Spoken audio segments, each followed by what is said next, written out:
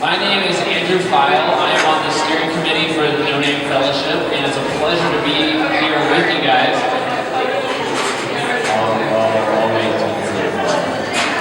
But a pleasure to be with you guys. We're excited about today's topic of getting, as No Name has started a series that we're really going to get started for the next 2 years, and this is the second part.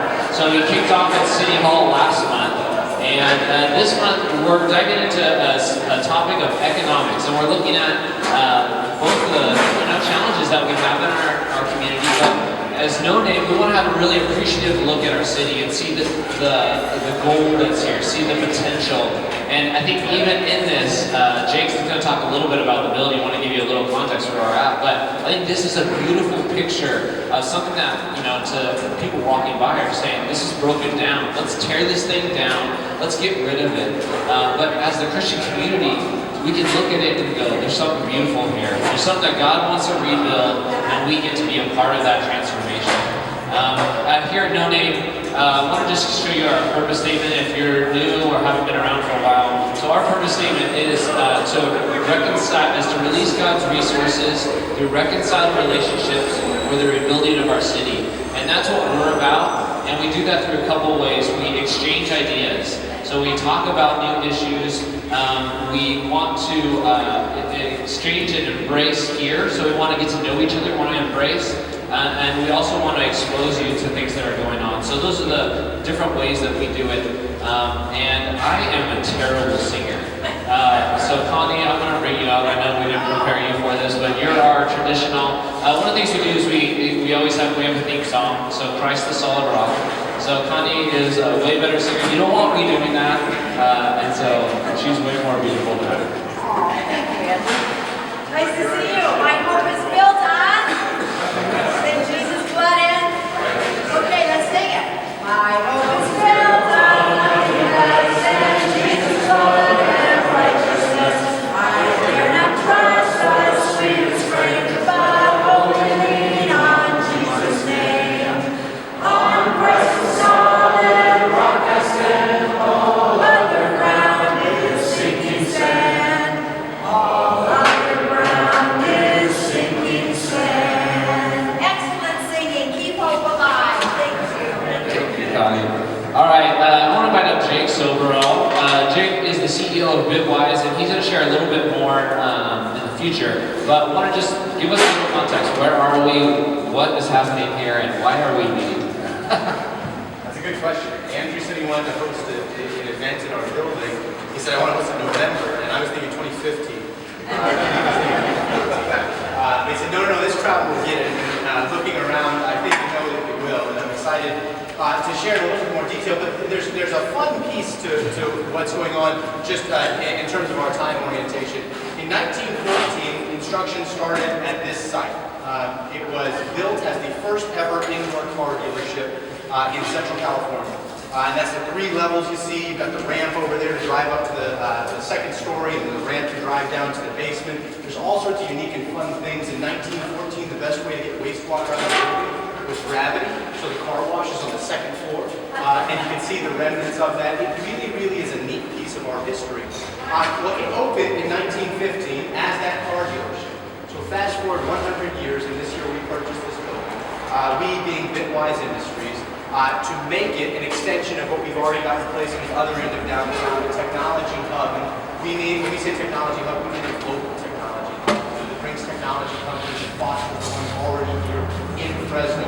In 2015, we'll open as that technology hub in this place. We'll show you some pictures of what that might look like and talk in a little more detail about the heart of our company. But the neat piece of that is, so in 1915, cars were high-tech. And in 2015, it'll be a very different sort of high-tech, similarly exciting things for our city. And I'm excited to share some of those. But really excited for you all to be here now, knowing that we'll get to invite many of you back next week. Thank you for coming, and thank you for letting us share. And Jake's going to share a little bit more a little bit later. But let me just start our time off too with prayer. So let's go before the Lord. God, as we dive into looking at the broad picture of what's happening in our valley, what you're doing, as we look at the micro level and some little stories and snippets, may you just give us a sense of encouragement. May you give us a sense of hope of what you're doing for the city, that the broken pieces, the broken structures, the broken lives in our community can be rebuilt. You're a God that has always been about that, always been reconciling relationships to each other, to creation, and to you. And so may we be a part of that process, Lord. Encourage us today and give us your heart, your vision for the city. We love you. Please introduce Randy White over at the CCT, the Center for Community Transformation at FPU.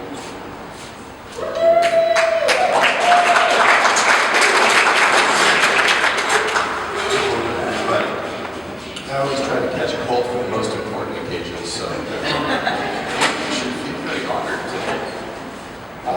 Today is part of our 2-year series on getting to know and love your city. We're looking specifically at economic realities and solutions for our region.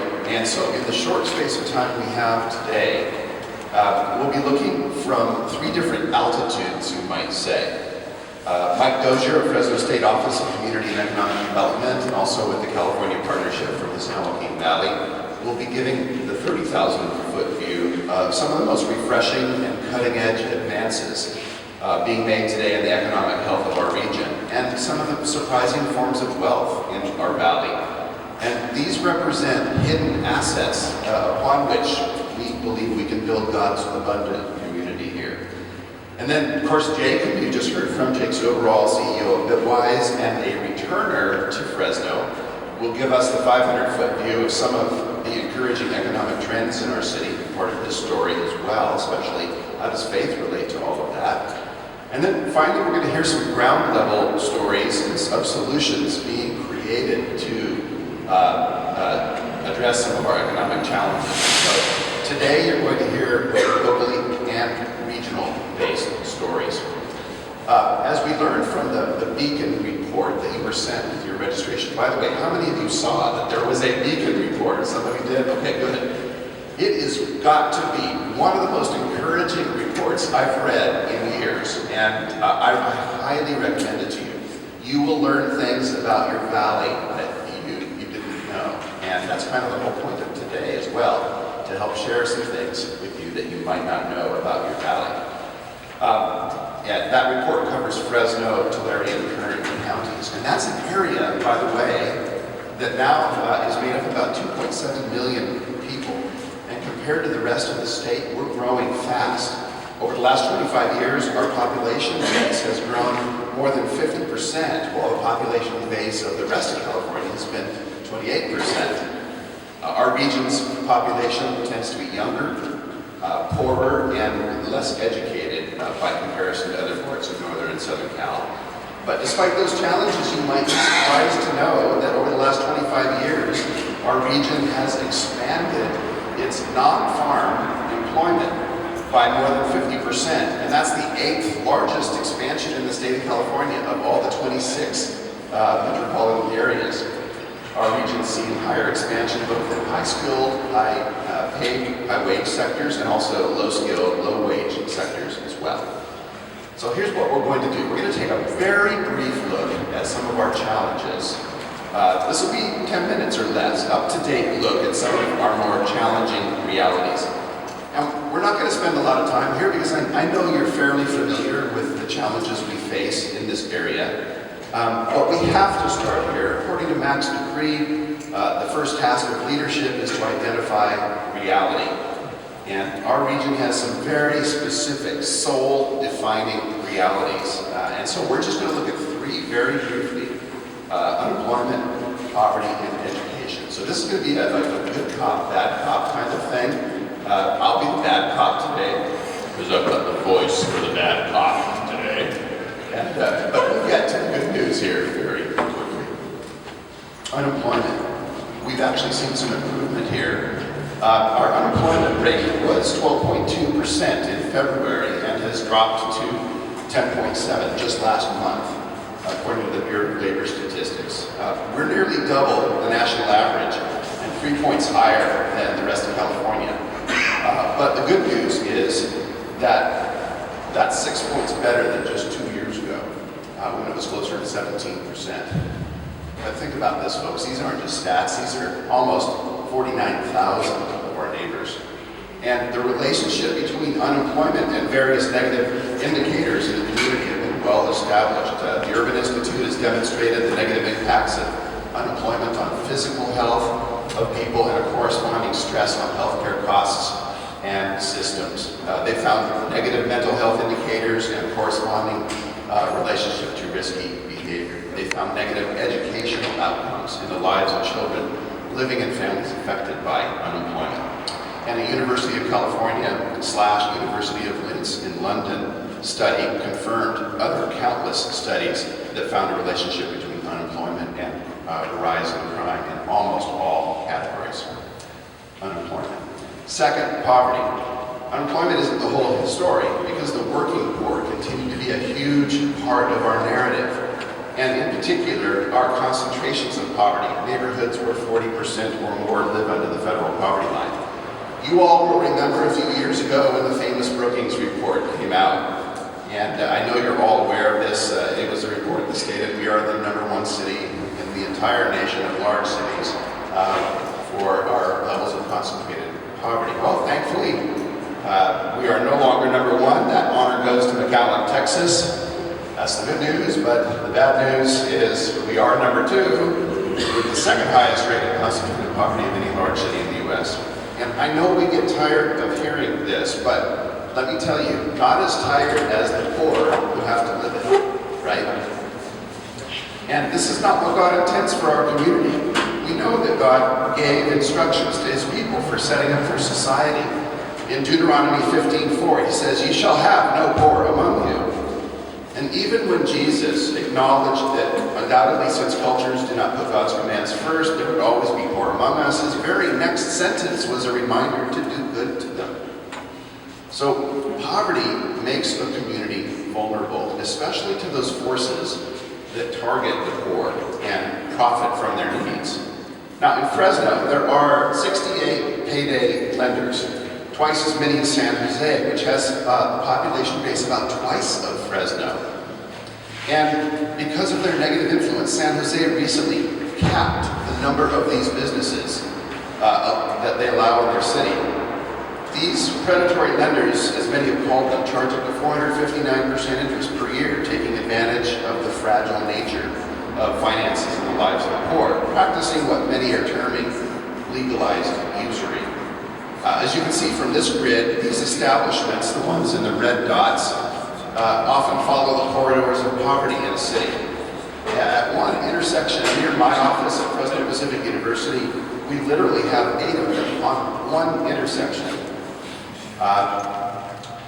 We worked with Faith and Community last year on an ordinance in Fresno that passed, but we weren't able to get what San Jose did, capping the number. Instead, we were only able to restrict how close they could be to each other. So we talked unemployment, we talked poverty, let's finish with education. Our educational systems in Fresno have made progress in the last 4 years, demonstrating advances in almost every category, and that's good news. However, the numbers are sobering. For example, here's a summary of California standard test results reported by FUSD this year in just 3 categories. More than 4 out of 10 Fresno Unified students are not proficient in math, and we're standing in a tech hub, a tech firm. Math is hugely important for tech industries and engineering. The good news is that's a 10% improvement over 4 years ago, so there's a little to be happy about, but the numbers are still sobering. 42 among English-speaking students, 42% of students are not proficient in English language arts. But again, the good news is that a 7.8-point improvement has taken place over 4 years ago. Those are not English language learners. These are students for whom English is their first language.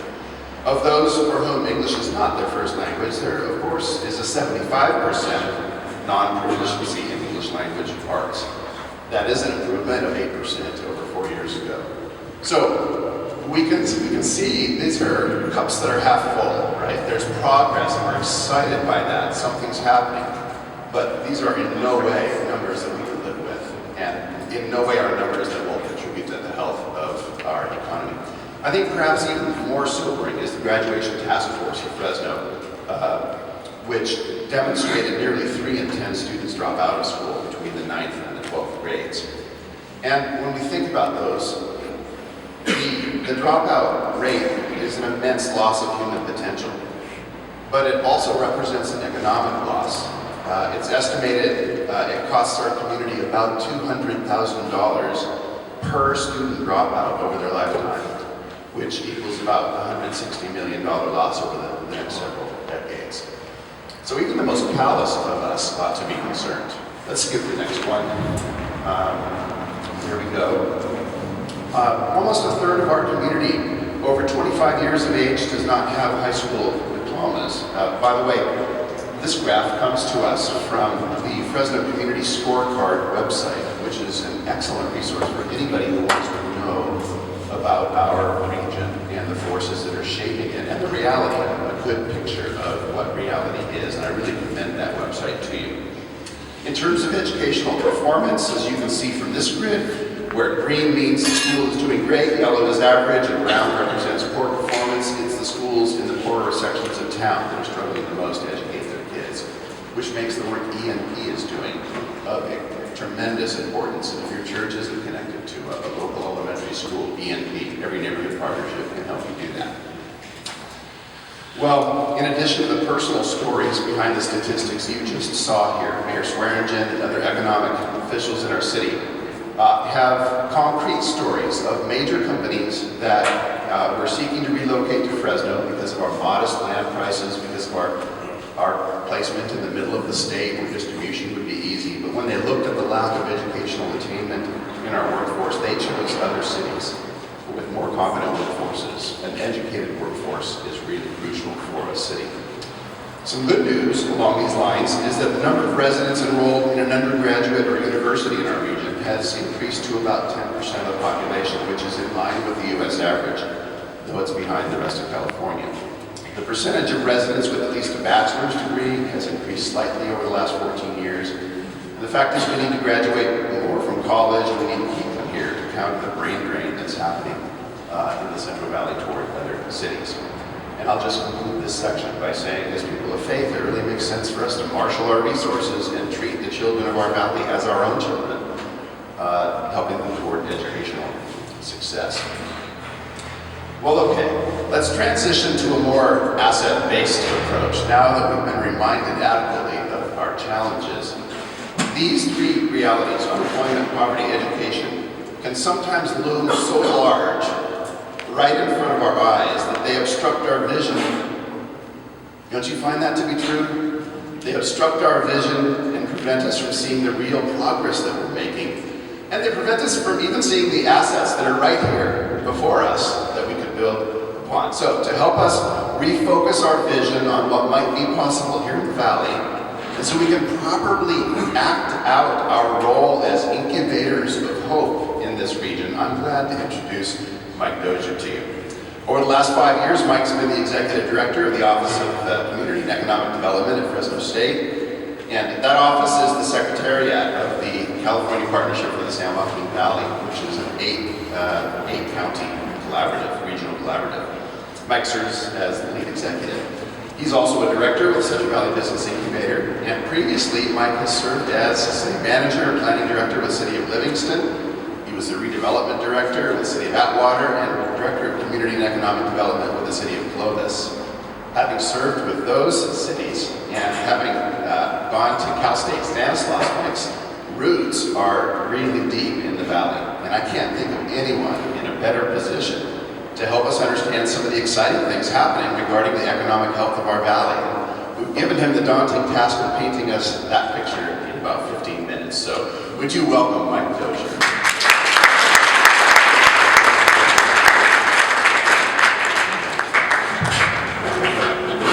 Thank you. Thank you, Randy. I personally thought that you put this fellowship together because I was going to talk today. Being donated. Listening to Randy talk about the woes of the Valley, and he did it intentionally, it reminds me of a joke I heard about the lottery. And individuals down on his luck about to lose his house, and he's praying out to God, God, please, please, let me win the lottery so I can pay off my house and everything will be okay. A week goes by, nothing happens. He gets down on his knees again and goes, please, God, I asked you once, I've asked you twice, please, please. My wife's about to leave me, my kids are going to jail.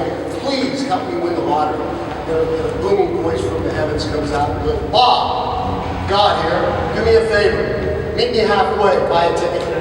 So we need to buy a ticket. That's basically what it is. And I'm happy to say that the ticket's been purchased a number of years ago by people that preceded me. People that you know very well, like Ashley Swearing, the Fresno Business Council, at the beginning of it's right, sitting right here in front of me. People like these people paved the way for some of the improvements that I'm going to talk about right now.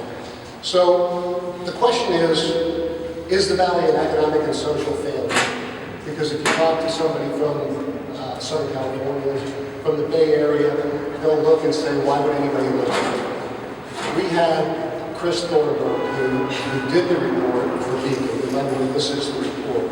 Chris spoke at our annual meeting of the California Partnership for the San Joaquin Valley, and Chris is a fantastic speaker, and he's very optimistic, and he's very accurate. He's one of the first to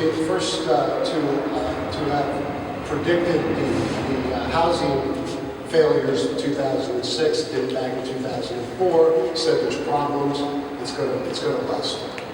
So now, with that pessimism in his past, he's sitting here looking at the valley and saying, you know what, you guys got things happening.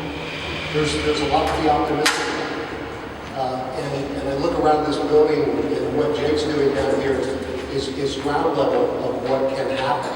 I'm also looking around here thinking what it must have been like to be in Berlin when the Marshall Plan was enacted. So this is Fresno's Marshall Plan. But I'm going to go through some of the more optimistic points of the report itself. You heard Randy talk about 50% of the non-farm growth occurred here in the valley. And when I talk about the valley, we're talking about the Southern Valley. Most of the time when I talk about the valley, I'm talking about everything from Stockton to Bakersfield. In this case, it's from Fresno South. So, and a lot of these same trends are equal north of Fresno. The same things are happening up north. The valley is actually coming out of doldrums. They've actually reached potential or peaks that exceeded peaks that they've had prior to the recession. So there's good news in these areas. So 4.5% of California's non-farm growth in 2013 was here in the valley. Now compare that to 1990, where 3.8% was in the valley. So you've had an increase in non-farm businesses. That's just one indicator. We've already exceeded our pre-recession employment totals by 8,000 jobs. That's just in the valley here, 8,000 jobs. The private sector job growth is 13.5% since hitting bottom. The only sector that's lagging behind is public sector. And there's obvious reasons for that. And I can attest that the private sector and the public sector is coming back because all the people that are in my office got hired out by cities and organizations, public organizations last year. I ended up losing 5 people in a 3-month period, mainly because they paid me. And that's just the way that it goes. So the public sector is coming out of it. We've had expansions in both high skill and low skill employment. So it's not just been the lower skilled job levels, there's also the higher. And by the way, when you go to the report, I'm not going to get into the details of how much of a growth there is, but when you go to the report, you can see what that growth is. All energy sectors have seen an increase, not just oil and gas. Oil and gas we know because of the Monterey Shale project and the potential that's there, but we haven't even tapped that. That's not even been touched. But in solar and in wind, we've had increases that have seen increases in jobs as well. Undergraduate and graduate college enrollment, 10% of the population, that's an increase. And let me tell you, does anybody have an idea of what the unemployment rate is in Fresno for college-educated individuals. You know that it's 10.7% for overall. I'll tell you that it's 19% if you don't have a high school education, 19%. If you have a college education, 4 degrees, 4 years or more, do you know what it is? Anybody want to venture to guess? It's less than 3%. So, there was a study done a number of years ago by the Millikan Institute called Degrees Matter, which made the correlation between college attainment and the prosperity of the economy. When you look at San Jose college attainment is somewhere in the neighborhood of 60%. So you can see, and Millikan also identified that for every 1% of an increase in college attainment, it means $1 billion to the economy. So those are things, and it goes for high school education. And I'm not here trying to tell you that everybody needs to have a college education, because that's not the case. I have 2 kids that do not have college educations, and they're not going to get college educations. I have one that does, actually 2 that do. It's just who they are and where their talents lie. And that's why it's critical that we do some of the things that we're talking about with career technical education from K through 12, all the way through community colleges and universities, so that we can start to train people for jobs that exist and are currently not filled because they don't have the skill levels. And that's the problem that we have here in the Valley, is the skill level depletion or gap. We have a lot of people that were in the lower areas that don't have the training to be able to move up into the jobs that are available. The WIB does a survey every 2 years on available jobs, and every year it comes out 2,000 jobs go unfilled because we can't find the skill level to fill them. So, and that's going to continue. Home building's on the rise and will continue to be on the rise. Median home prices have increased by 20%. And are expected to grow by 5 to 7%. I think you've probably all seen that. If you've looked at your own homes or looked at the statistics daily in the newspaper, they are growing. And then the other thing is that we are much more affordable than any other part in California. So that makes us attractive for certain industries. But that's a slippery slope. When we start selling ourselves as inexpensive, there's going to be some other places just as much, if not more inexpensive than we are, and so we've got to be careful in how we take a look at that. So, what are some of the other long-term issues that Randy didn't talk about? Talk about poverty, talk about unemployment, education. What about air pollution? I sounded worse than Randy did last week. Matter of fact, I made a joke that I sounded like Barry White. I sounded sexy, but my eyes itched. So, that's who I found sexy to. That's the one. Water supply and water quality. Not just supply, but quality. There are rural areas in this valley that have worse water than Mexico and most of the developing nations. So when we see a lot of water companies looking to go to Africa and some of these other places, which I fully support, there's places right here that need as much help as those areas. We have places in eastern as well as western portions of the valley that don't have water and don't have the ability to get the water because the water that's there is tainted. So that's an issue. Water supply, we know the issues there. We're going through the problems there. But we're starting to address those problems. So, what's the history? How have we gotten it from 20 years, 1990, to now, where things really are much better than they were in 1990 from an economical standpoint, and from a lot of other standpoints as well. How did that happen? Well, there were a lot of people back in those days that saw the problems that existed here and saw it more as systematic. Saw businesses that didn't talk to businesses, governments that didn't talk to governments, clusters that didn't know what a cluster was, and you would have workforce people, whether it's community colleges, universities, high schools, the WIBs that didn't talk to each other, let alone talk to maybe the economic development people, or talk to cities, whatever. People didn't know what other people were doing, and so there was a lot of inefficiencies that were happening. There was an effort that was put together called CRI. It's Community Reinvestment. What was CRI? You remember what CRI meant? I know, it is bad, it's really bad. But CRI was a lot of leaders in this community that got together, saw the issues, and said, we got to address this. And one of the byproducts of CRI is the RJI. I mean, everybody remember what the RJI was, Rachel Jobs Initiative, started in 2003, and it had the lofty goal of trying to create 30,000 net new jobs over a 5-year period to 2008, right? Well, the last count, I think it was 17,000, and then the economy went upside down.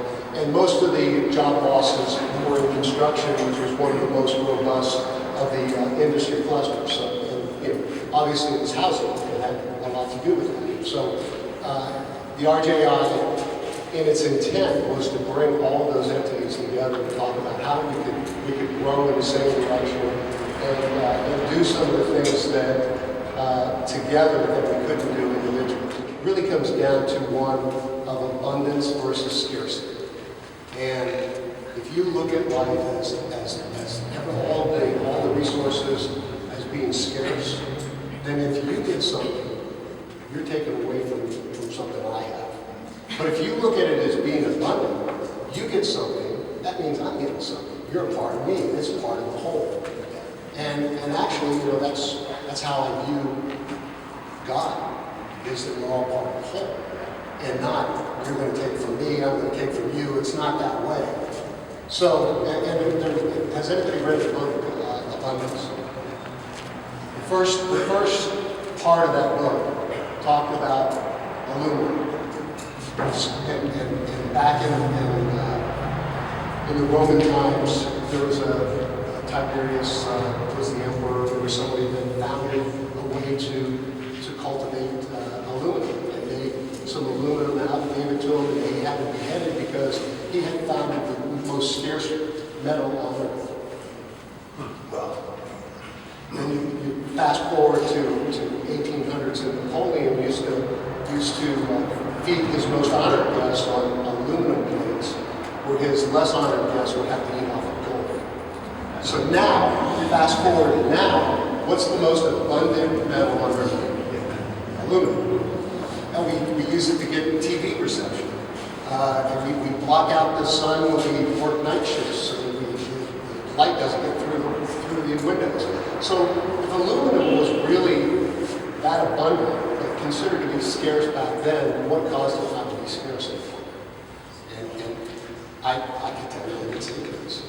And it's I can't have him get something that I got to have that. So if we take a different approach and look at life as abundant rather than scarce, then I think we can change a lot of what's happening. And that's really what happened with that CRI, RJI, and now the partnership.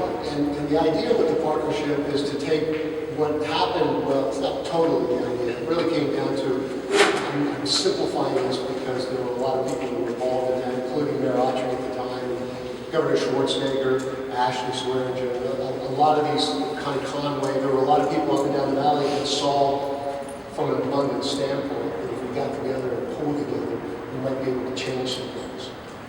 And I think that this report is an indication of some of the work that was done there. It's not even, we're about 20% right now when it comes to collaboration. It's a lot better than it ever was. It's really good in the educational field. I can see the community colleges and the K through 12s working together with the universities and then also the LIBs and the EDCs. They're all starting to work together because they have a common goal and common vision. And they come to meet. So if we can continue that, and some of the things that we're doing through the partnership now, we have a regional industry cluster initiative, which is really RJI, in my mind, RJI spread out throughout the valley. It includes eight counties, and it's not political in any sense. The whole purpose of it is to bring all of these service providers together with the public and private sector to address the needs of the private sector. So what does a manufacturer need? If you have one manufacturer who says, I need 2 widget makers, how many people can do a class, put a class together to train 2 widget makers? You're not going to get one. So what happens is they'll go off and say, there's no widget makers in the valley. There's none. but what if we got all the private sectors to come together and we had 50 businesses come together and they each say they need one widget maker? Well, I guarantee you community colleges, universities, private sector, whatever, can come up with a training program for 50 widget makers. But they can't for one, they can't for two. They have at least 10 to get some training. So if we can get the private sector to tell us what their needs are, then the public sector and the service sector, I'll call them, which includes the community colleges, the EDCs, the WIBs, all the providers of that particular industry who want to do their training for that industry can then start to work together. But it's not just workforce. It also includes streamlining, it includes government relations. There's a number of issues that the private sector has that they will talk about individually but not talk about together. And so what we're trying to do is bring them together. We have some real champions when it comes to that up and down the valley. Up in Stanislaus, there's the Manufacturing Council, Central Valley Manufacturing Council. In Tulare, the WIB, as well as the county, working on their, and COS. And here in our area, we have UCAM, which is the University Center for Advancement in Manufacturing.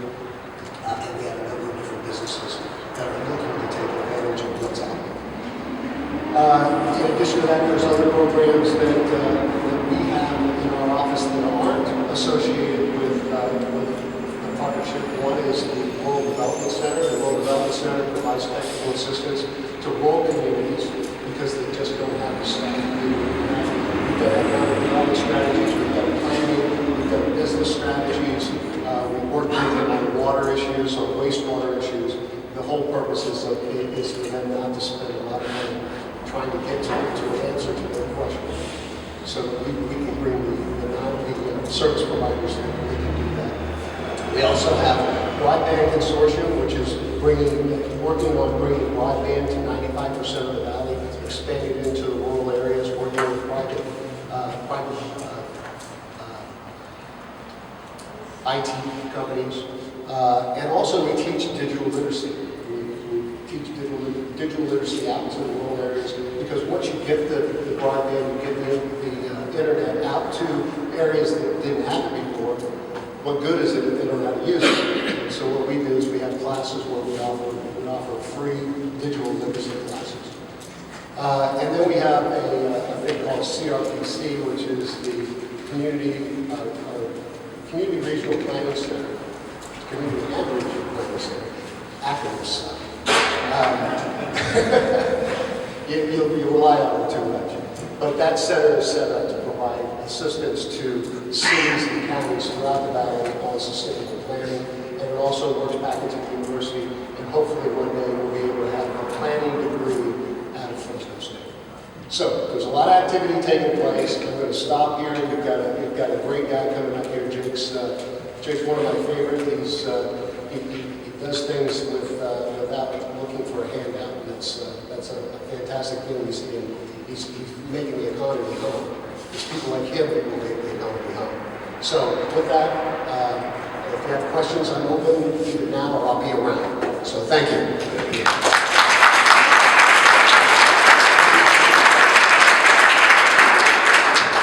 Well, thanks so much, Mike. I wanted to introduce now again to you Jake Soberal. Jake is CEO of Bitwise. Bitwise, if you don't know, has an office right now on M and L in San Joaquin. So it's he'll get into a little bit, but right now, and they're going to be expanding here, so he'll get into that whole thing. But Jake is a guy that I met and right away knew, man, this guy's the future of Fresno. So I'm already starting his informal mayoral campaign, and in 20 years he's running for it. So I'm the biggest fan of Jake Soberal.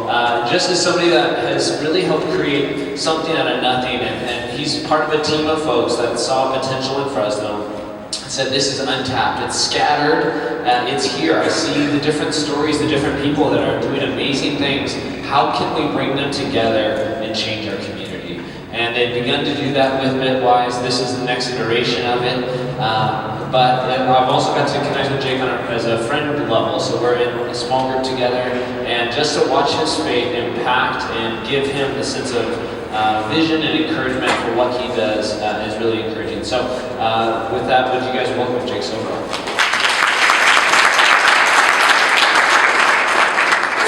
So thanks a lot. I have to be really honest. I still feel a little bit weird speaking after people like Mike and Randy. It must have been maybe 2 years ago, I sat in Mike's office and said, Mr. Dozier, I have an idea. And that was then the Boomerang Project for Randy. This is the first time we've actually met, but when my wife and I first moved back to Fresno, and I had this wild idea of getting to live, in and around downtown. I had heard of the folks that had done it. I said, Dave, was these people, the whites, and they moved to a bad neighborhood, but it was good, and it got better. And it wound up being a winning argument. I don't know how, but Randy and his family is a model that I hope that my family begins to resemble. And then for Andrew, and I know that he knows this, but as I kind of navigated my way, and we'll talk a bit about my story, hopefully not too much, but through my journey, Andrew was a guy who, as I was sitting there as an attorney, and I was saying, I like what I do, I work with wonderful people, but I want what I'm doing to be tied to why God put me here, tied to the gifts He gave me. I want to be doing His work. And as I got into Bitwise, I still had that lingering desire. And Andrew was a guy who said, no, you are. You don't have to drop everything and go be a missionary in Africa.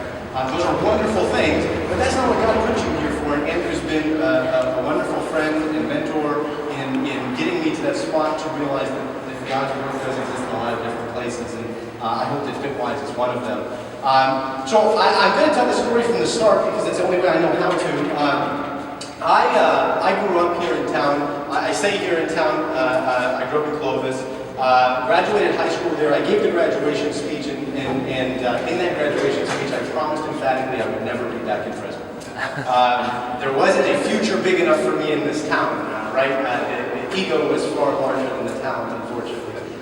In any event, I went away to school, and I bounced around the country, got to live in a lot of different places, and to make that very long story short, what I was looking for in each place was what I thought I hadn't found here. I was looking for a place I wanted to raise a family, a place with an exciting future, a place that I cared deeply about. And as I tried Manhattan, and I tried the South, and I tried Phoenix, and I tried Los Angeles, all of these different places, and I wasn't finding it. But what I was slowly doing is building a list of the sort of place that I want to live and create a future. And little did I know that in cherry picking a summer internship during law school and coming back here to Fresno, I would be kind of hit upside the head with the fact that this was the place that fulfilled that list. And as the story goes for many of us, it wasn't the place that needed to change so much as it was me. And so I decided, much to the mocking of my friends in fancy places, I'm going to move home. I'm going to move back to Fresno. I came back here. I was working in a law firm, and I would have sworn to you up and down I'm going to die an attorney. I liked what I was doing. I had spent quite a lot of money on an education that I intended to use, and I was happy. But there was this kind of unrest in me, and it was kind of born out of my experience as a young professional. See, I came back to Fresno with a bit of an entrepreneurial bent. I wanted to practice intellectual property in this place, and so as a matter of course, I wound up representing a lot of technology companies here in the Valley. And what I was seeing as I was in my day-to-day practice is there are an awful lot of technology companies doing exciting things, but yet when I took that to the dinner table conversation in my life, and I would talk about what I did at work, there's this software company that's building this exciting thing, and you ought to hear about it. They've got up to 100 employees in Fresno. And I would kind of get pat on the head for under technology in Fresno.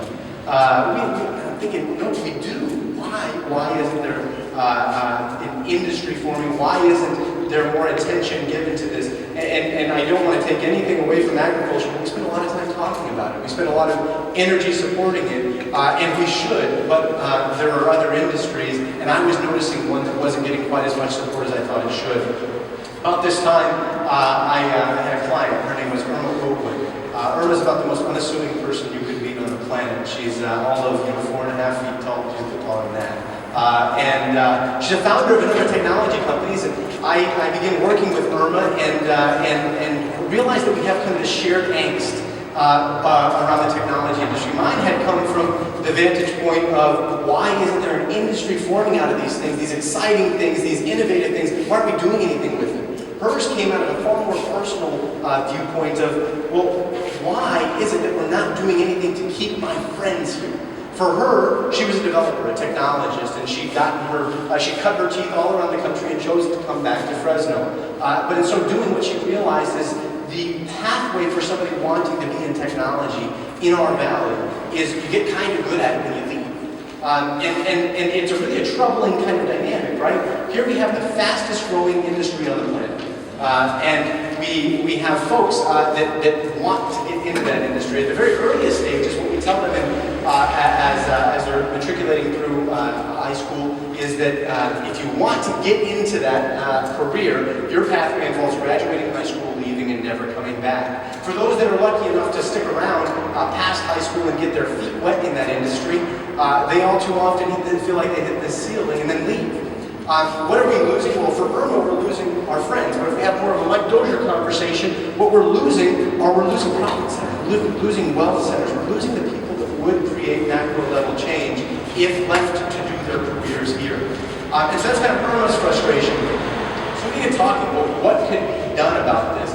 About this time, we run into a guy named John Dodson. John is sitting here today. Between Irma and myself, John was the only one in the room with credibility, and so it was quite a nice partnership. John had a tremendous heart for both the city and the technology industry, and then especially the people in it. For 40 years before we ever met, John had been building technology companies quietly in downtown Fresno. He was doing Bitwise before Bitwise was a thing. And what he had was a commitment built to place. He said, I don't want to build technology companies on the north side of Fresno. I don't want to do it in the Silicon Valley. I want to do it right here in downtown Fresno. And I want to do it with the people that we have here. And so he's built more companies than I have been years alive. And he's done it in a really unique way. And so we run into John and we say this is a perfect marriage. And so we say, what we want to do is we want to form a company that takes the technology industry as it exists in Fresno. What I just shared with you, Irma was experiencing, I was experiencing, and John had been experiencing and creating for years. And we want to make this community an industry that can compete with Silicon Valley, with Austin, with Portland, with all of these other places. And we want to do it in 3 to 5 years. So how do we create a global technology industry in Fresno, California, and more specifically in downtown Fresno in a period of 3 to 5 years? And it's just a small goal, right? And so instead, though, of saying, well, let's try and reinvent the wheel, what we realized very quickly is we're not the first people or place to do this. If you look around the country, Austin, Portland, and Silicon Valley share something with Fresno. That is that if you rewind 40 years in the case of the Silicon Valley and you go to that place, what you're sitting in is a valley. Principal economy is agriculture. It's not a destination. Its biggest advantage is probably its proximity to San Francisco. And there's nothing keeping people there. And if you told that story in the middle of the Silicon Valley today, people would think you were talking about Fresno, right? We share those attributes, but yet in a period of a single lifetime, and in the case of Austin and Portland, far less, you've seen them become global technology centers, the impact of which is macro-level economic change in that place. So we said, well, what happened there that didn't happen here? I am not shy about the fact of saying that most every room I'm in, every single person there is smarter than me. But what happens is we say, okay, what does this have that we don't, right? I reduce it to its simplest parts. And what we said is, if we look at those places, they are outpacing us in 3 areas. 3 very, very key areas, and you heard undertones of them in what Randy and Mike said. Quality of place, quality of education, and quality of execution. We said that if you take what already exists in the technology industry in Fresno, and we bring up to speed each of those 3 areas, we can cause rapid macro-level economic change from the technology industry in Fresno. And there's a very important recognition here. We, Bitwise, did not start the technology industry in Fresno. There are plenty of people who have been doing that for years. The groundwork was laid. What we did was, our hypothesis was that if we come alongside that industry and provide it with these strategic pieces, we then could help it get to where it hasn't been able to get on its own. And so we launched Bitwise Industries. We did that about 18 months ago. It's like a child, right? Somewhere between 18 and 24, you stop counting by months. We were in that awkward zone. And so we launched this company, and we did it in a building, and John will cringe here because it's been his building for a long time. We say it was an ugly building on a crappy corner of downtown Fresno where nothing good will ever happen, right immediately adjacent to Feifel. Feifel's beautiful, and we're very good neighbors. But what we did is we said, let's take this place, and John was the first one, right? He said, you can build a technology hub in this place. I said, you are crazy. And so we took this building and we reimagined it. We said, what could happen if we transformed this building into a technology hub? And so we spent about 10 days on our hands and knees changing that place and trying to create something new out of it. We opened the doors on July 1st of last year. 3 days later, the building was fully leased out to at the time, 12 technology companies. We thought we were as full as we could possibly get. Today, the building is home to 28 technology companies from around the world. That falls under our place category, but we want to look at that. So we have a neat place. It creates a sort of environment the technology industry wants to be and grow in. What's the impact of that? What's the outpouring of the product?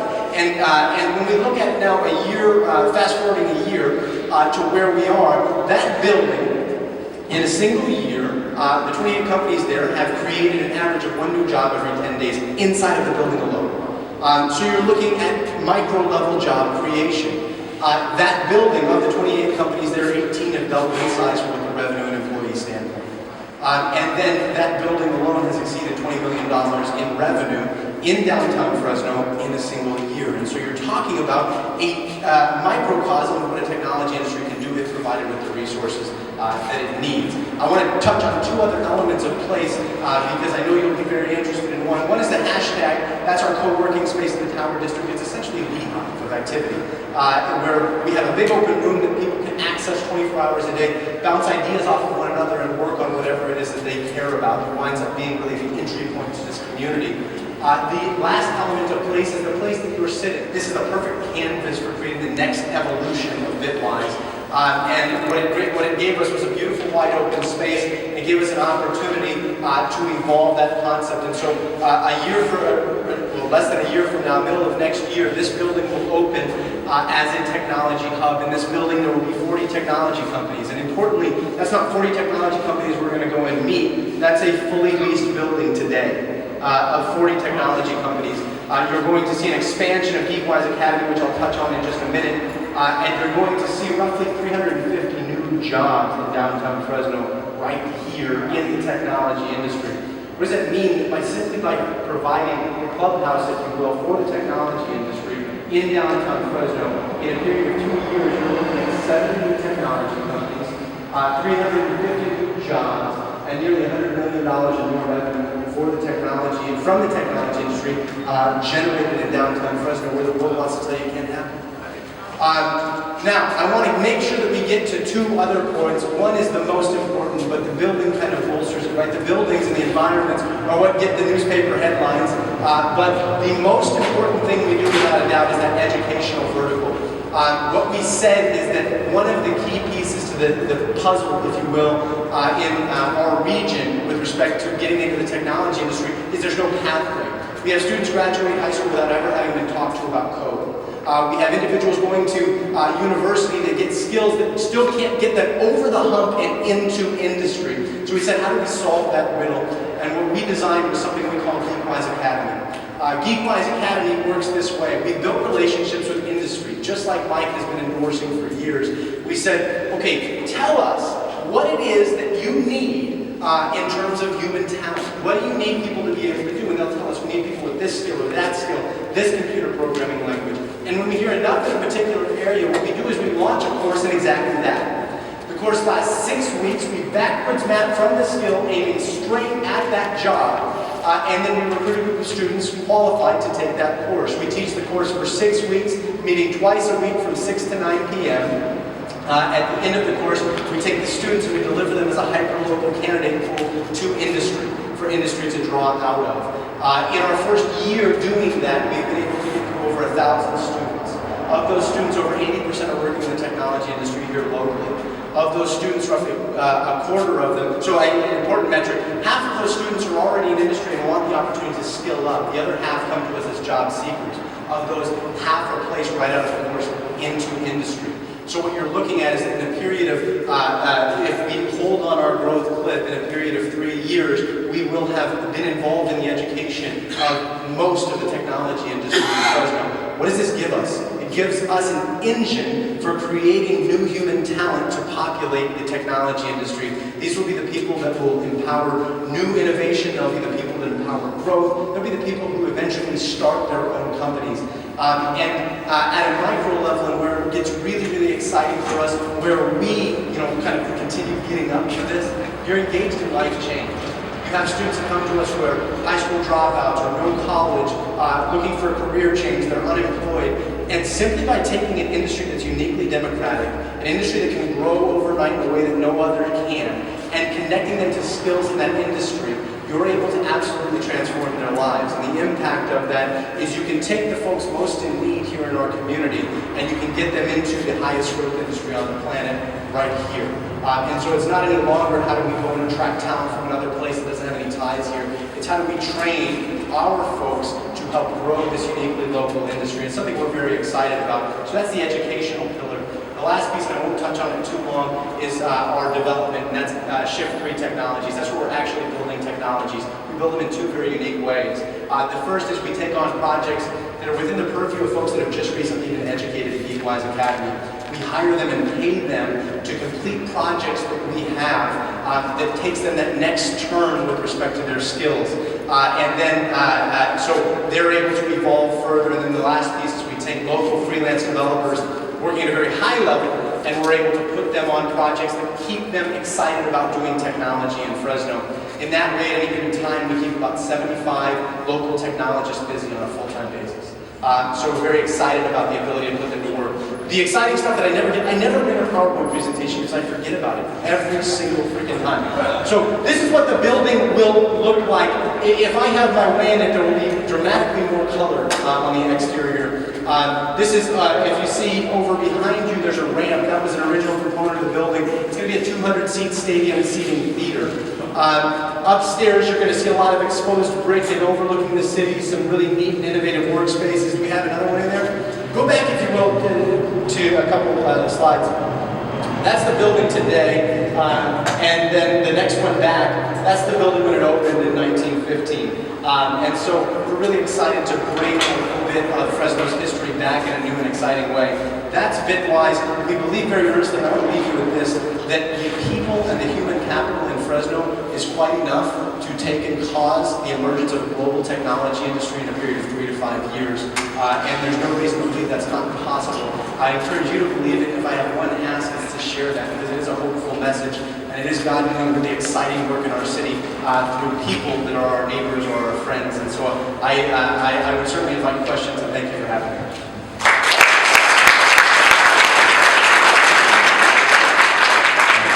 That was incredible. I know we're running short on time, but I don't want to let you get away without asking, what from your faith motivates this kind of entrepreneurship? That's a really good question. I think for me, it really, I don't look at 50,000 foot view of 500. I look at it as, like, Terry Solis, that's a gal who came to our academy. She's a mother, she's looking for a career change, never had quite made her way, and she now is working as a developer making $40,000 a year in Fresno with no college education. And it's the ability to love on Terry that really gets me excited. Wow, exciting. And the potential of the human life that they're introduced to a particular skill. What an incredible opportunity. Thank you so much, Jake.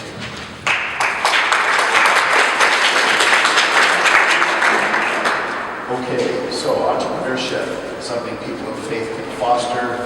We'd like to spend the rest of our time today talking about a few recent developments in our city that are providing some encouragement and proactive responses to some of the challenges that we began with at the front end of this meeting. I mean, once again, as people of faith, over and over we see the scriptures emphasizing economic justice and encouraging economic health. We've already mentioned the injunction in Deuteronomy 15, there shall be no poor among you. But it's easy to come up with many other examples, including the example in 2 Kings 4, when Elisha helps a widow set up a self-sustaining olive oil business, saving her family from economic disaster and destitution.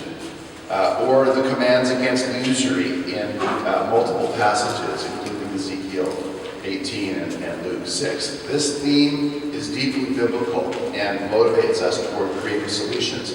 This is an invitation because we don't have time to do both of those things, tell the deeply biblical story and the actual specifics, as in Bitwise, for example. This is an invitation to enter more deeply into that process or create a category to explore further.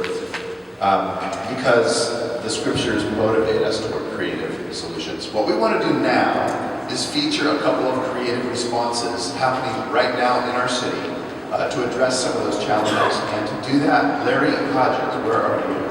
Larry, can you come forward? And just for a minute, Larry is a 30-year veteran in financial services, and he has been one of the lead trainers, along with Andrew File, in an outreach to extreme poverty neighborhoods called Faith and Finances. This is a financial literacy training piece. And Larry, just give us a little bit on that. We've only got a couple of minutes, but help us understand what's Faith and Finances and what kind of results have you seen from it so far? Thank you, Randy.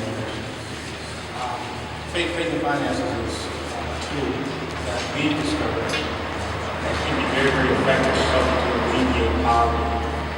We know that jobs are important, we know that education is important. But once you create that currency, what do you do with it? And a lot of the people that we know in our low-income, concentrated poverty areas, they don't have the life skills of managing their finances effectively. And so the solution to that is Faith and Finances. It's a 12-week financial literacy course. It's a biblically based course where we go to the heart of the problem, and that is the problem that most of our low-income or the least of these feel about themselves and the fact that they're in poverty. We address the shame, we address the self-image, we address the anger, and more importantly, we address the broken relationship the lack of finances can have. And we actually incorporate that by bringing a broader definition of what poverty is. It's not the absence of material things, it's not the absence of funds, it's the absence that's created by the brokenness, it's the absence of those materials. And that is the broken relationship that the low-income have with God, with themselves, with others, and also with creation. And so what we try to do, and we've been very effective in it, we've made courses thus far, and they're basically located in strategic locations within the city. They're located within those concentrated poverty areas within the city. We have some alliances with congregations and nonprofits, and what we do is we bring participants in. We put them in a comprehensive 12-week study program along with an advocate, someone to come alongside them, and they go through 12 different tracks. And the ultimate goal is to develop some life skills on how to manage those resources that they have. More importantly, to enhance the relationship with God and with themselves. And so we can build up the human capital, so we can do that. We can put money in their pockets, we can do that. But if they don't know how to manage those resources, that's where they get in trouble. And so it's not my presentation, but that's what I got, and that's what you guys get.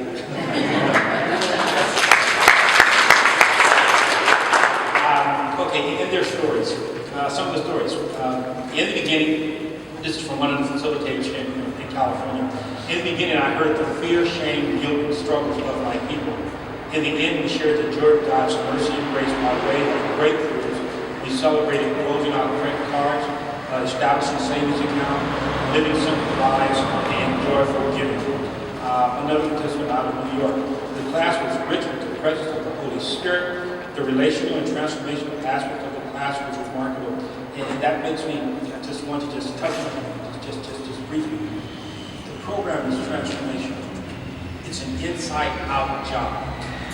That we go straight to the heart of the issue, and that is their beliefs and their values, and how the lack of that brokenness impacts them. And so we give them self-worth because God created them to have self-worth. I just want to get that in. One other gentleman out of Georgia said this. He was always negative about everything before taking the class.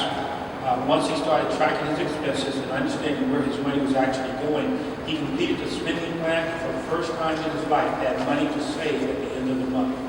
Also, once he got started with this, he went on to go on a diet, he lost weight, and he started to get his life back on track. And so therein lies the magic of the transformational nature of this particular group. Thank you, Larry. Both Larry and Randy have done an incredible job. Now they have achieved train the trainer status. And what that means with this system is they can train additional faith and finance trainers throughout the city. So as you heard, we've run about 8 courses so far at various churches throughout the city. And now, this next March, will be the next certification training. And the Center for Community Transformation will pay 2/3 of your cost if you'll send somebody from your congregation or your agency to become a certified trainer. After that, there's no cost to us, and you're free to run courses when they are most appropriate in your setting. It's an incredible value, and so the flyer for that is on your table. In this last one of the courses, we had people bringing their payday lender slips in with them, saying, I finally paid it off, I'm never going back with these people again. We had people announcing that they had a savings account for the first time in their 13 years being married. It was a remarkable experience. So, if one response is financial literacy training for low-income communities, another response is social enterprise. Some of you heard the CCT last week at Fresno Pacific launched a social enterprise business contest, and we just invested $15,000 in 7 different social businesses, startups. If you were at that event, would you stand up, please? If you're one of the 7 award winners, would you stand up?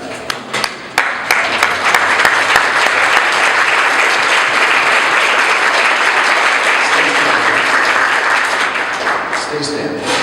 I'm going to ask each of you to give us 1 minute. Who are you? What is the social business that you're launching because of this award, and why? I'm going to start with Zach Dara in that corner. Just from where you are, talk loud. Great. I'm Zach Dara. I'm the Executive Director at Fresno Interdenominational Refugee Ministries, and we're excited to begin the Refugee Languages Translation Services through CCT's investment. And what it is, basically we found that materials for outreach and education for the refugee community often are not done correctly, or often other conglomerates or larger organizations don't know where to go, especially for the languages for the communities that we serve, such as Hmong, Laotian, or Ukrainian. And so we're going to turn that into a revenue stream and employment for refugees at firm. Excellent. Thank you. Lauren DeBerkey at North Fresno. My name's Lauren. I'm one of the pastors at North Fresno Church, which is Central Fresno, and we started a community benefit organization called FACE 2 years ago, Fresno Area Community Enterprises, to address several issues of under-resourced family needs in our neighborhood. And one of those needs that we found over the years has been unemployed men, particularly those that have had incarceration or a felony. And so that led us to think creatively about what we can do. And so we launched a lawn and yard business that's moving now into ice water and landscaping. And so we've been doing that for about 4 or 5 months and heading in that direction. Excellent. Thank you, Lauren. Pastor Jonathan in the back of Bethany Inner City. From a family of almost Bethany Inner City Church, we had experience to start nano homes. They're not even micro. To people in the community that has skills and are ready to venture an enterprise in a formal way. So our desire is to increase that, and the grant will enhance what we already have experiencing with people in the community. These are people that are hardworking people. They have skills. They have a natural tendency to help continue to do it better and deeper. Excellent. Thank you, Jonathan. Martha. Morning, as far as I go with Inspire Destiny, we're a community-based organization for education. Jake was talking about training and working with clients. We want to expand there's 2 social enterprises that we started. One's called Reclaim Treasures, where we sell on the internet used items. Instead of having typical yard sales, it's a thrift store that's mobile. And also another one's a rental company where we also rent out tables and chairs. We'd like to see that expanded. And train young adults, especially, kind of like Monica said, just who are not knowing what to do next. Look at their gifts, look at their talents, see where they fit, and help them along the way. Thank you, Martha. Vicki Luna from the Lighthouse. We provide services to women recovering from drug and alcohol abuse here in town. And we've been creating clothing, wear hats, t-shirts, aprons, things of that nature to create revenue so that we can pay for the women to be in the home and to get the education and services that they need. Thank you. Jerry Redmond of Evangel. Jerry Brenner and Abby Matchell, you just took my line. We are shelter for homeless women and kids. We've been there, next year is our 60th year. And we're seeing an increased need for employment for our women. They face so many obstacles. So after thinking and praying and everything else we could do, we thought, what if we started a business? So from that, God gave us the idea of a cleaning business, very specifically for our graduates who still live on campus. They would be the pilot cleaners. And we want to start with empty buildings. This could be our dream building. We want to clean empty properties to begin with. That just seemed the safest all the way around. But I sit here and I think, wow, this could keep us employed forever. Thank you, Jerry. We had one more, and that was Eddie Valero from Cutler Rossi starting a coffee shop to work with the youth and employ youth that he works with in his youth ministry. These are the most recent examples of how social enterprise can address employment issues that often go unaddressed. But I want to bring Ivan Paz up. He was, his organization won the contest last year, and as a result, he has planted a social business called 701 United. Thank you, man. 701 United is a martial arts gym. It's not too far away from here. And what we do is we really try to disciple youth. We try to form them spiritually, but also help them develop like leadership skills. And a lot of it just starts on the mat inside the gym. So anything from like learning how to box, to teaching others how to box, to learning how to facilitate the program, to managing the facility. So kids are kind of growing in their leadership in those ways. We're committed to fitness, faith, and leadership development inside our neighborhood, which is particularly the neighborhoods within the 93701 zip code area. In January, we started off with about $2,000 that we received from the CCT. Since then, we have multiplied that to about $32,000 to date. And I mean, considering that we're only open 5 days out of the week, 2 hours a day, that's quite a bit of money. So our staff is basically me, a college student from Fresno Pacific, Risa Ramirez, who couldn't be here today, and we have 4 other teenagers from the neighborhood. And so Elijah is 15, he's our facility manager, he sets up, breaks down, cleans up. Ronnie Garza is our assistant trainer who helps out some of our professional trainers that come in and teach us the martial art. Amada, she's kind of in charge of our Google Docs and attendance sheets and measurement tools and all that stuff that I have no idea what they mean. And then we have another person who's just kind of the handyman, comes around, and they each take pride in the job roles that they've been given. I just want to give you like a quick idea behind what it looks like for some of these kids. So as Randy described, the conditions in the neighborhood, they're kind of hard. And I remember the first time that Ronnie received his first paycheck. It was over $200. He was super excited, and I was like, man, what are you gonna get? You gonna get some new Nikes? Are you gonna get a new jacket? This was back in January, so it was a little bit cold. What are you gonna get? And he's like, oh, I'm gonna get me a jiu-jitsu hat. Anyways, about a week later, he finally didn't come for about a week, but when he did show up, I was like, so how'd you spend your check? And he looked at me and he said, well, we've been talking about responsibility in our Bible study, and I decided to buy groceries for my family. And he said that with so much pride. And I just put away my thoughts about Nikes and all that stuff. All right, he really wants to take responsibility for his family. And so at 701, we believe in leadership, we believe in faith, but we also believe in investing in the next generation.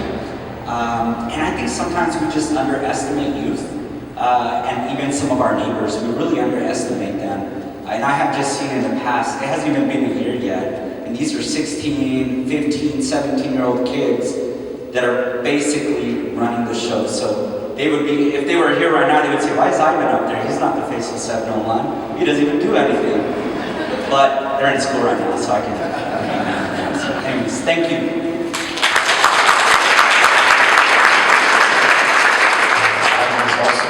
Director of the Pink House with the Fresno Institute for Urban Leadership, or FIFL, and everybody who just stood up, I mean, they've got full-time jobs. They're executive directors of this and that, and they're starting a social business.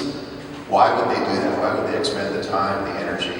It's because it's going to help them do their job in a different way, in an alternate way, but one that really makes sense for the employment situation in our city. There's so much more to tell you. I'm going to ask your indulgence to go about 6 minutes over our time today, if that's okay, and we'll hope to keep it to that. But I'd like now Javier Martinez just to stand very quickly where you are. Where are you, Javier? All the way in the back. Javier is from Learn to Earn, and if you're interested in some of the educational challenges of our region, Javier, can you tell us a little bit about Learn to Earn and the GED Study Club option? Yes, I can. Luckily, I'm a Marine, so I don't need the mic. Let's see what I'm up here. So, Learn to Earn is an initiative. Basically, what that means is we're a partnership. We're not a fiscal agent. We don't depend on money coming in. We are supported by the school district, by the city college district, by various agencies that have an interest in education. You've seen the numbers. They said we have people in our congregation that need help, they need jobs, they need hope. We can't fix it, but we'd like to begin the process. So we've teamed up with churches like Wesley United, North Fresno. We've also teamed up with one particular program I'm very happy to say has had a really good return. Actually, Tom Misha is from this program. And the Rescue Mission. The Rescue Mission helps a lot of people that are in a situation where they're trying to redevelop themselves, trying to find their way, and they've had some challenges. So we've done 7 classes to include GED, and we've helped people like Tomanisha to the point where we have 100% employment rate. And what we're doing is we're helping with the GED, we're doing preparation with resumes, with interview skills, and that's something that I'm most proud of because our main focus is focusing on those who don't have a niche, who don't qualify for other programs, and really giving them a home, and then linking that up with the resources. So if you can figure out a way that you want to help this group, just come to our table. We'll help you put together a GED program. We'll help you put together an employment readiness program. We have strong partners like Workforce Connection that have a lot of resources already. We're just trying to get them linked up with people that have a need. Thank you. Thank you so much, Javier. As you might have guessed, you're going to see on the response card opportunities to connect with these folks. I'm going to ask Arthur Moss, would you stand in place? Arthur is from Workforce Connection, and they have a new resource that we've asked them to produce for the faith community, and it looks really good. Arthur? Thank you, Dr. Wayne. About 7-8 months ago, Keith Bergel and this partnership that I'm employed with as a service provider at Fresno Workforce Investment and Workforce Connection sites, we started to engage and reach out to members of the faith-based community, so it's great that we had the opportunity to share this afternoon. In doing so, Dr. White had attended one of our presentations that we had done to a group of faith-based leaders, and he had requested that we put together a tool or instrument that folks like you, pastors, community leaders, and others could use when sitting down working with the unemployed or underemployed members of our community. And unfortunately, we all know too many of those folks. So what you have before you is a 4-page tool that gives a brief description of what Workforce Connection is, some of the basic resources, such as self-directed services. Throughout Fresno County, there's a number of one-stop locations, Workforce Connection one-stop locations, where a job seeker, an individual looking for employment, has access to computers, fax machines, printers, job boards, phones to call employers or unemployment insurance claims. There's a lot of resources at their fingertips at our locations. We also make numerous referrals, one of which is to Xavier and his team members at Learn to Earn, as well as the adult schools, because there are so many, as we shared earlier today, that lack the minimum education for the jobs that they're trying to pursue. There's also staff assistant services where my team members and I work directly with the individuals to help them through our job readiness evaluation process. It is a little cumbersome, it takes time, but ultimately we're trying to assess whether the individual who's looking to meet that right employer really does meet the needs of the employer, because the employer is always trying to find the best person for the job. On the inside page, when you flip, there's a basic flow of this job readiness process. It kind of puts it very simply for anybody to use. And basically, the message we would want to share here, or get out here, would be, if you refer somebody to Workforce Connection for Staff Assistant Services, it's not where they're going to come and we're just going to give them a job. They have to commit to a process so we can evaluate their job readiness, so that we don't jeopardize relationships that we worked hard to develop throughout Fresno County over years. And then on the next page, there's a series of questions that Dr. White had asked us to put together to make it a little easier. Basic eligibility questions. There's some capacity questions and motivation questions, so you can assess whether the individual is really motivated. Does he or she really want to go to work? Or are they kind of being forced by mom or dad or husband or wife? We're looking for motivated candidates to connect with employment opportunities. And then lastly, on the back, we're sharing the locations of all the Workforce Connection satellites and main offices throughout Fresno County. If you have any questions, I'm on the bottom of one of the four. You're more than welcome to call. I'll answer any questions, or please try to answer any questions you have. Thank you. You're welcome. Thank you so much, and I think this is a resource that every pastor and leader ought to have in their office somewhere, so that when they're sitting, if someone comes to their office, they'll be able to refer. We'll have to get to that in just a second. All right, we're going to hand over to Andrew, who's going to explain some of the response possibilities and have us bring it. Yeah, as you guys can see, our heart and our goal with this is to really resource you, to cast new vision, to give you a sense of hope, and to give you, especially Bitwise, that's something that most of us have probably not heard about. And all these other stories to give you a sense of hope, what God is doing. If you are interested, I ask you right now, just pull out, you have this in front of you, it's a response card. So it's got your name, email, phone number.